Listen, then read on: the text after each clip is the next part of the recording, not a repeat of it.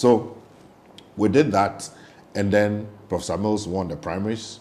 Then in 2004, I was made the deputy campaign manager for the Mills campaign. Prof. Alabi was a campaign manager, and I was his deputy. But in that campaign, I quite remember you were very, very active. Yes. Until I think later on that I got to even know Alabi was leading. I always thought you were the one leading the campaign. Yes. Because he was then the pro-vice chancellor of UPSA. Yeah.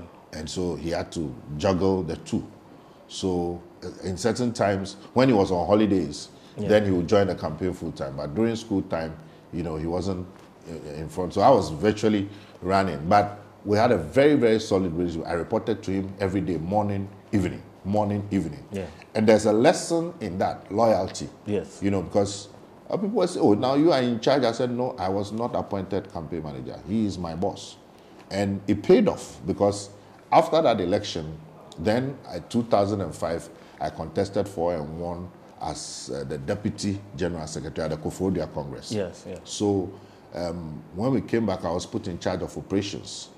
And we were in opposition. We had been in opposition from 2000, So, and I believe that you must always work, earn your keep.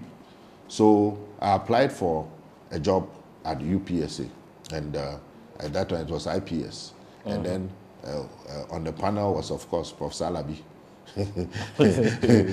who I had been loyal to. Yes, so he paid you back with the job. Of course I was qualified, but I mean, can you imagine if there had been a frosty relationship and I had been arrogant and disrespectful to him?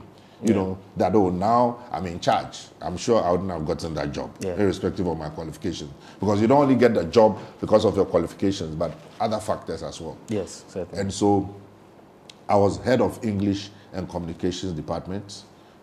For me, I think that was one of my most exciting periods in my life, from 2005 to 2009, when I was a full-time lecturer, and I was also a full-time Deputy General Secretary in charge of operations. So